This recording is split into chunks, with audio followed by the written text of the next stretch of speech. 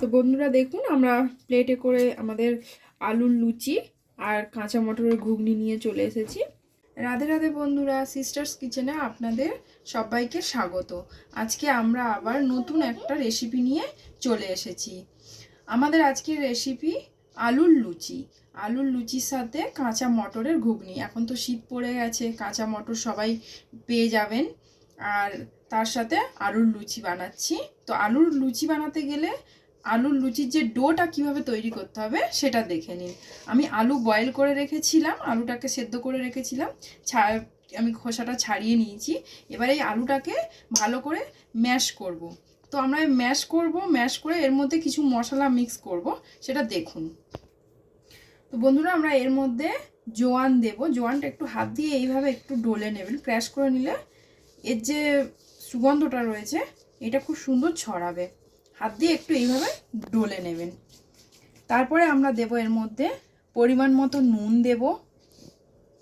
আমরা অনেকটা আজকের লুচি বানাবো, আলুর লুচি, এই জন্য আমরা আলুর পরিমাণটা অনেকটা বেশি নিয়েছি। আপনারা যেমন পরিমাণ বানাবেন লুচি, ধরুন 10টা লুচি বানাবেন, তার জন্য মিডিয়াম সাইজের 2টো আলু লাগবে। তো সেই হিসাবে আপনারা আলু কম বেশি নিয়ে নেবেন, সেদ্ধ করে নেবেন। দেব লঙ্কার গুঁড়ো, দেব ধনিয়া পাউডার। ধনিয়া পাউডার যদি আপনাদের না থাকে নাও দিতে পারেন, স্কিপ করতে পারেন, কোনো অসুবিধা নেই। জিরা পাউডার, কস্তুরি মেথি। কস্তুরি মেথিটাকেও হাতে এইভাবে ডলে দিয়ে দেবেন, বা এটাকে শুকনো কড়াইতে নেড়েও দেওয়া যায়। এটাকে এবারে আমরা ভালো করে মিক্স করব, ভালো করে এটাকে মিলিয়ে নেব। কস্তুরি মেথি গ্রামের দিকে অনেকেই জানে না কস্তুরি মেথিটা কি। কস্তুরি মেথিটা এখন শীতের সময় মেথি শাক প্রচুর পরিমাণে পাওয়া যায়। তো ওই মেথি শাকটাকে রৌদ্রের মধ্যে শুকিয়ে সেটাকে কোনো ডাব্বার মধ্যে, মানে কৌটোর মধ্যে ভরে রেখে দেবেন। এটাই হচ্ছে কস্তুরি মেথি, অনেকেই জানে না এই জিনিসটা। তো এটাকে আমরা মিক্স করে নেব। এর মধ্যে এবারে আমরা ময়দা, আপনারা যদি শুধু ময়দার বানাতে পারেন শুধু ময়দারও দিতে পারেন, আর যদি আপনারা চান ময়দা না খাবেন তো আটা দিয়েও বানাতে পারেন। তো আমরা আটা ময়দা দুটো মিক্স করে বানাবো। তো এবারে দেব এর মধ্যে ময়দা আর আটা দিয়ে মিক্স করে ডোটা বানিয়ে নেব। ময়দা, আটা, আমরা ময়দার পরিমাণটা বেশি রেখেছি, আটার পরিমাণটা কম রেখেছি আমাদের। তো দেখুন আমাদের এই ডোটা রেডি হয়ে গেছে।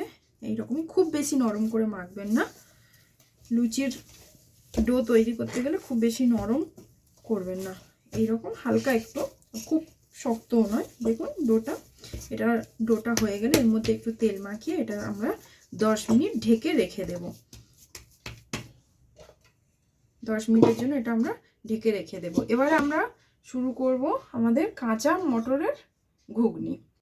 তো আমাদের কাঁচা মটরের ঘুগনি তৈরি করার জন্য খুবই সহজ উপকরণ রয়েছে, খুব বেশি এমন কিছু নেই।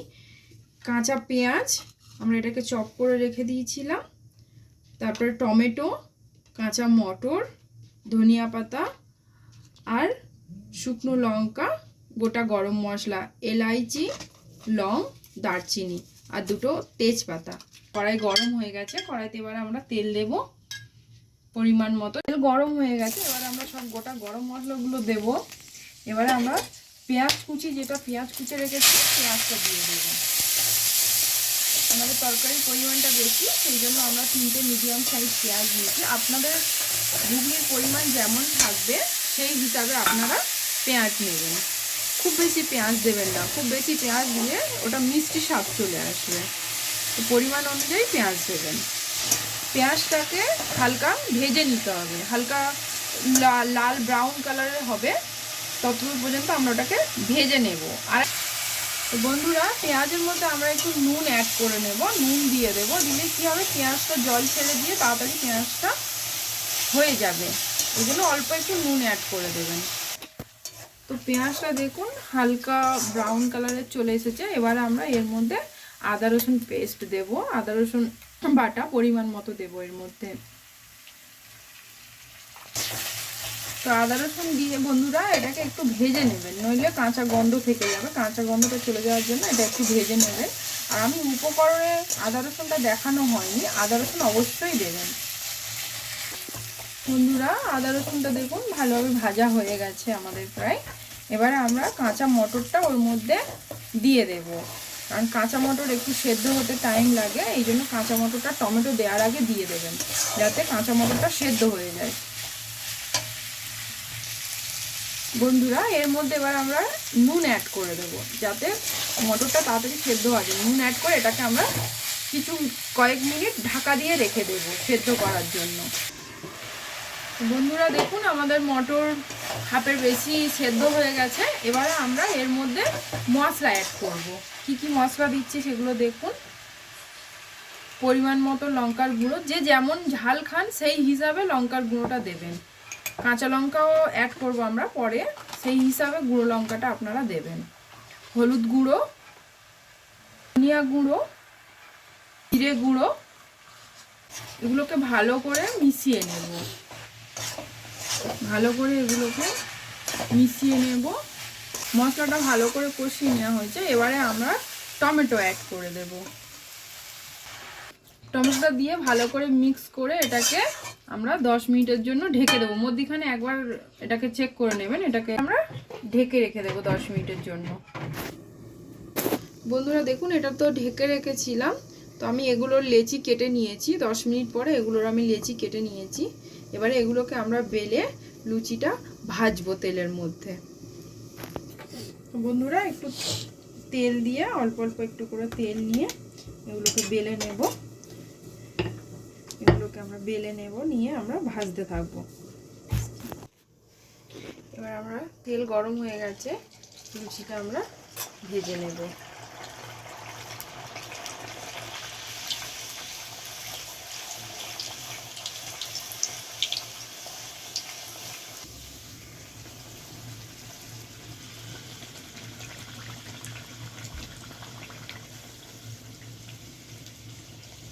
এইভাবে ভেজে নেবেন আপনারা।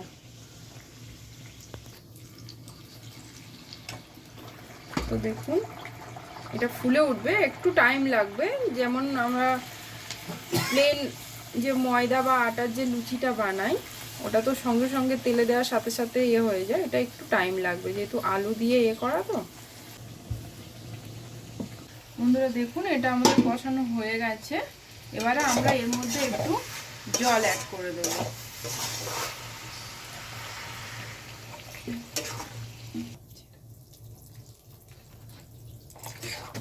তো তরকারিটা হয়ে গেছে। এবারে এটা আমরা গ্যাসটা বন্ধ করে দেব। গরম মশলার গুঁড়ো একটু ছড়িয়ে দেব। আপনারা যদি গরম মশলার গুঁড়ো না দিতে চান, জিরেটাকেও কড়াইয়ের মধ্যে ভেজে সেটাকে গুঁড়ো করেও দিতে পারেন। আমরা এর মধ্যে ধনিয়া পাতাও দিয়ে দেব। আপনারা ঘরে এটাকে তৈরি করুন, খেয়ে দেখুন, সত্যি খুব সুন্দর টেস্ট লাগে, খেতে খুবই সুন্দর। আপনারা এটা অবশ্যই চেষ্টা করুন করতে পারবেন, খুবই সহজ পদ্ধতি। আর কমেন্ট করে আমাদের জানাবেন কেমন হয়েছে খেতে। আর লাইকও করবেন, সাবস্ক্রাইবও করে নেবেন। বাই।